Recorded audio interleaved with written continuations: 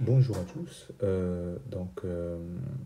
Pour finir cette série de vidéos sur le PGCD, théorème de Bézout et le théorème de Gauss, on va voir une application à la résolution, donc une application de tout ça à la résolution d'une équation différéentielle.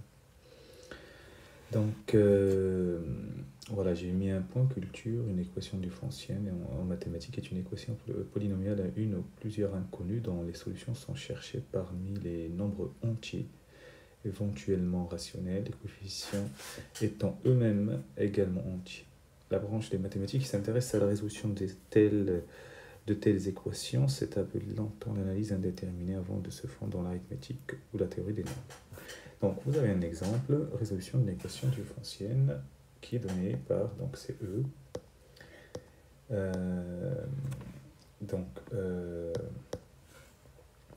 donné par 7x moins 11y égale 3. Donc on cherche les solutions de cette équation qui seraient des entiers. Tout d'abord, la première question est toujours indispensable, trouver un couple x0, y0, solution de E. Donc on cherche une solution particulière.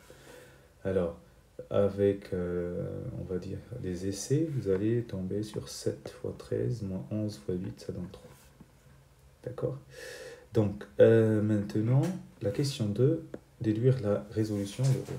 Donc, la méthode est toujours la même. Donc, on va écrire, première ligne, l'équation E. Deuxième ligne, on va écrire la solution particulière qui, en remplaçant dans E, ça donne ça. Et on va soustraire les deux lignes. Membre de gauche, membre de droite. À droite, on trouve 0, parce que 3 moins 3, ça fait 0. À gauche, 7x moins 7 fois 13, je factorise par 7. Ça donne 7 facteur de x moins 13, puis moins 11 facteur de y moins 8. Donc, je fais l'égalité, 7 facteur de x moins 13 égale à 11 fois y moins 8. Donc là, tout va se dérouler à partir de cette égalité. Parce que donc, avec cette égalité, on peut dire que 7 divise 11 fois y moins 8. Étant donné que 7 et 11 sont premiers entre eux, donc on peut appliquer le théorème de Gauss. Donc on peut dire que 7 divise y moins 8. Et donc y moins 8, c'est un 7 fois k, avec k dans z. Et donc y, c'est 8 plus 7k, avec k dans z. Donc on va faire de même à partir de l'égalité qu'on a là. Okay, donc de même, 11, cette fois, divise 7 fois x moins 13. Les 11 et 7 sont premiers entre eux, le PGCD c'est 1. Donc 11, il divise x moins 13, d'après le théorème de Gauss.